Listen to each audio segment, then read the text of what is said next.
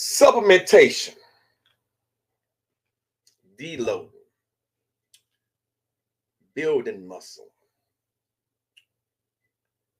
What do they have in common? A lot. A lot of benefits.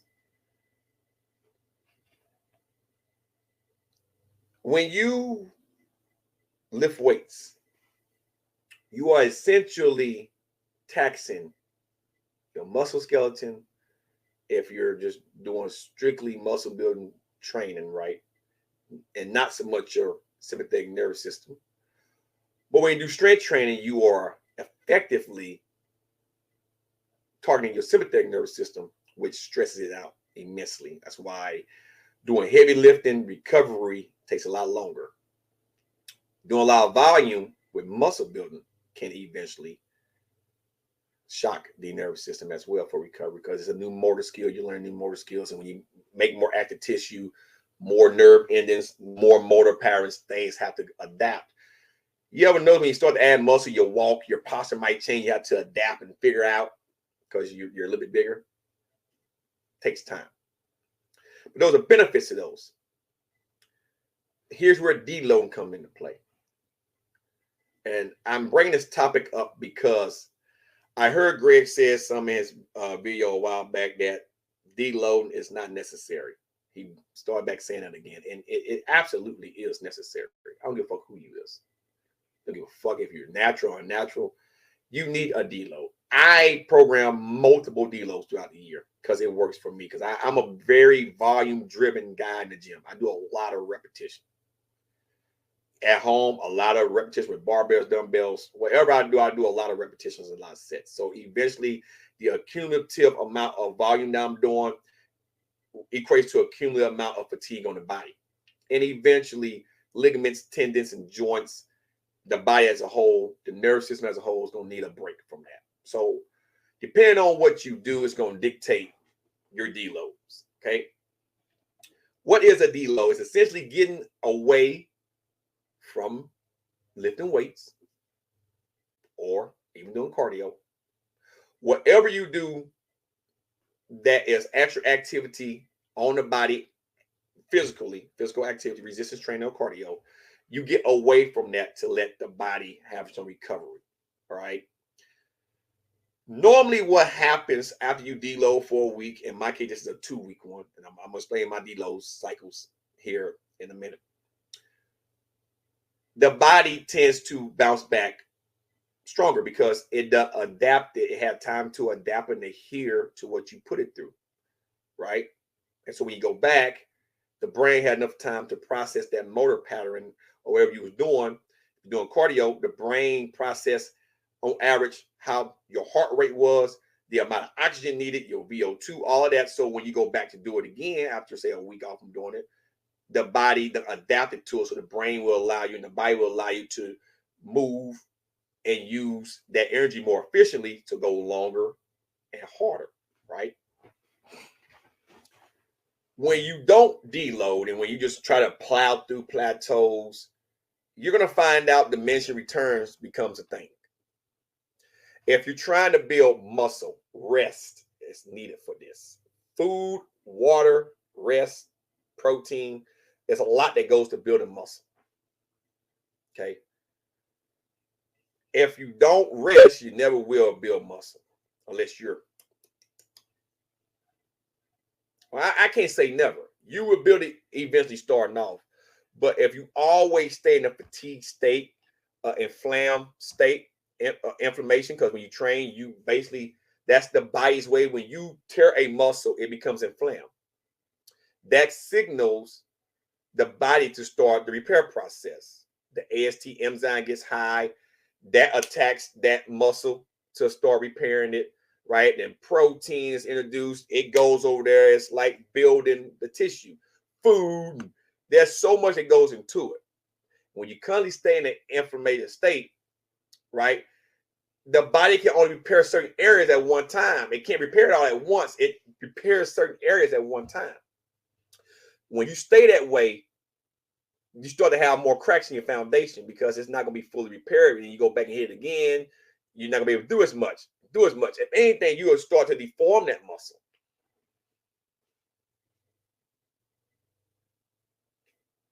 You'll start to wear off your ligaments and tendons and your joints.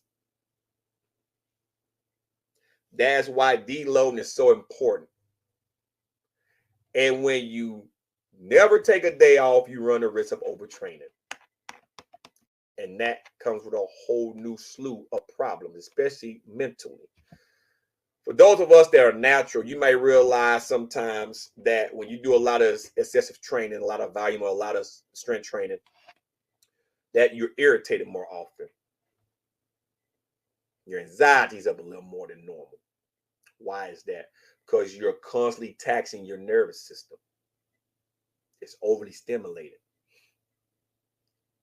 If you don't give it time to come down, that cortisol to come down, you'll start to have other effects on the body.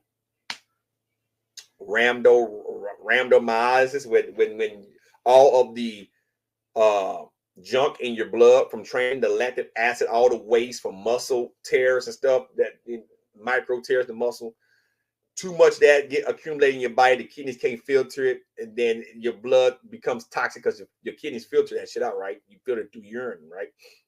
That can kill you, right? The heart, if you deal with panic attacks, having all that adrenaline for high rates of time, the anxiety gets too bad, you can have a panic attack, a heart attack.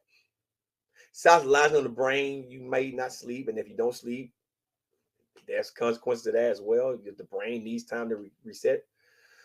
Hormones tank, testosterone goes down, you can get weaker in the gym, less energy. There's a lot.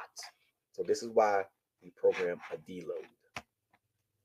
Now, if you are a bodybuilder like Greg and you're on steroids like Greg and anyone else that does it, then you can get away with not deloading up to a point. Okay, eventually they too need to deload. That's why you see a lot of bodybuilders in the off season, they get fat, they get off the drugs, they relax, they deload. They essentially they deload. Okay. When you do that, the body will thank you. It would thank you because it can repair it, come back stronger, build some tissue. Mentally, you can have a reset. Hormones get back normal. You don't have brain fog, and everything gets back to normal. And you can push harder after you come off your deload. How do I do my deloads, you ask? I train in 5 to 6 week blocks, sometimes 8, but mainly 5 to 6.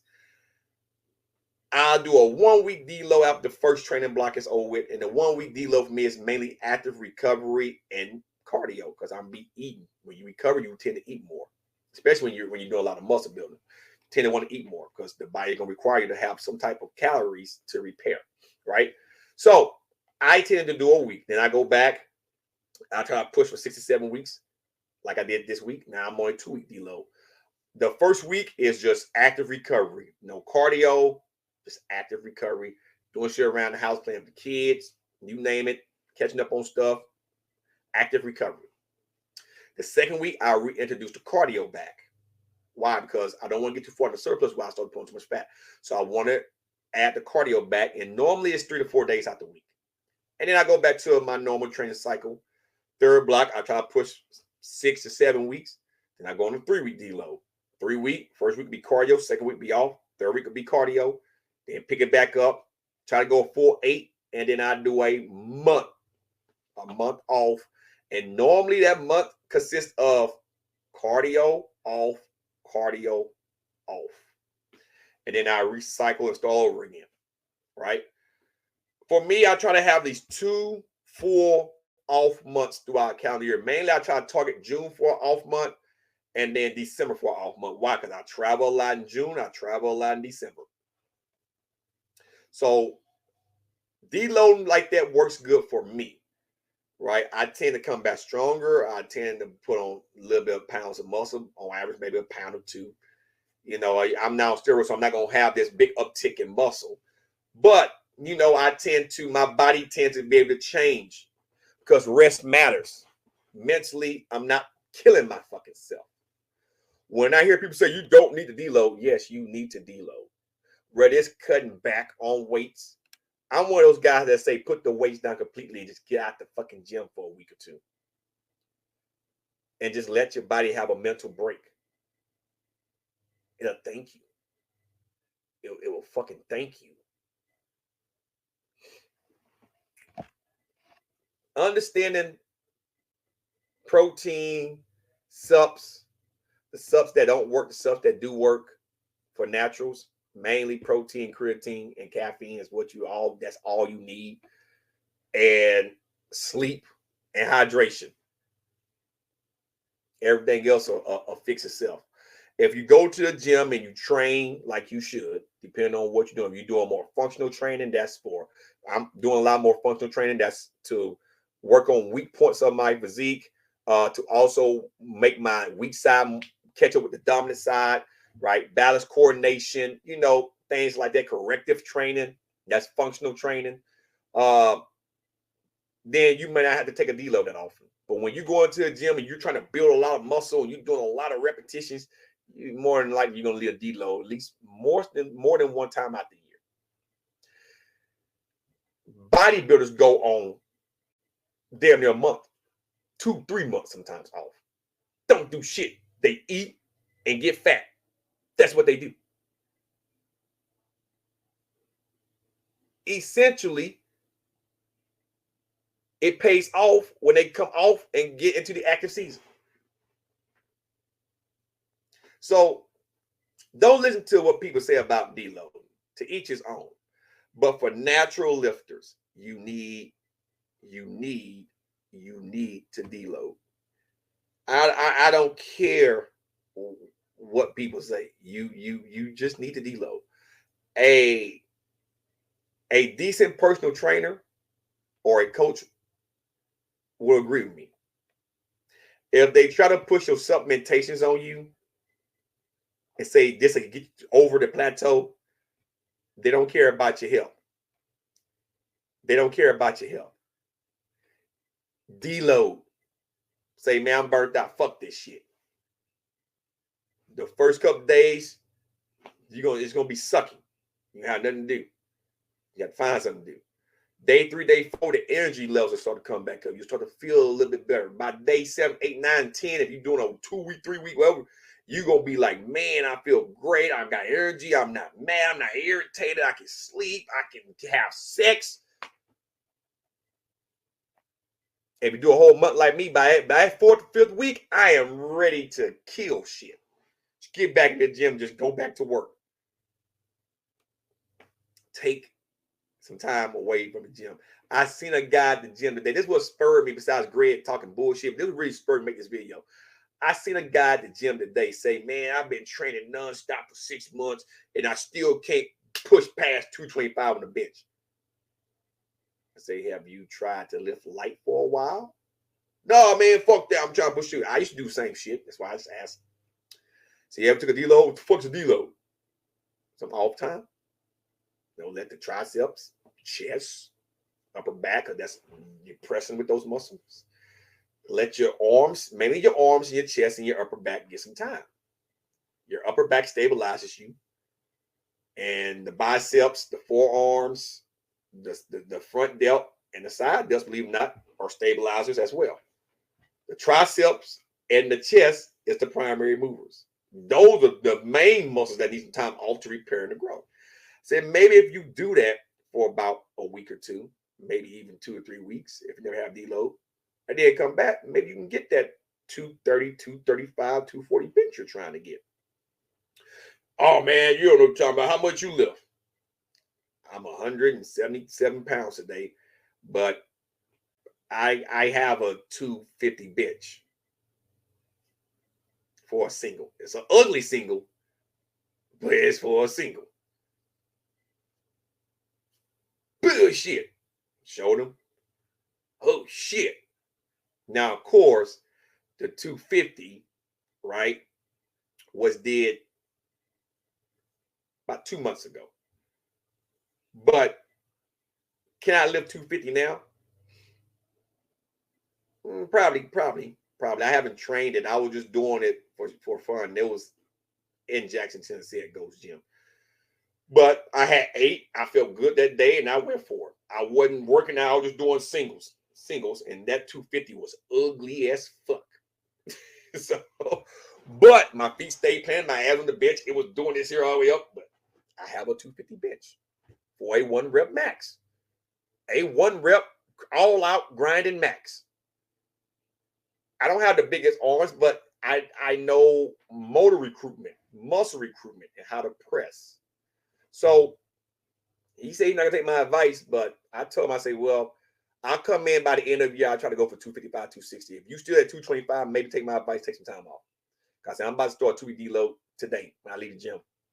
And I'm going to draw my 2 weeks.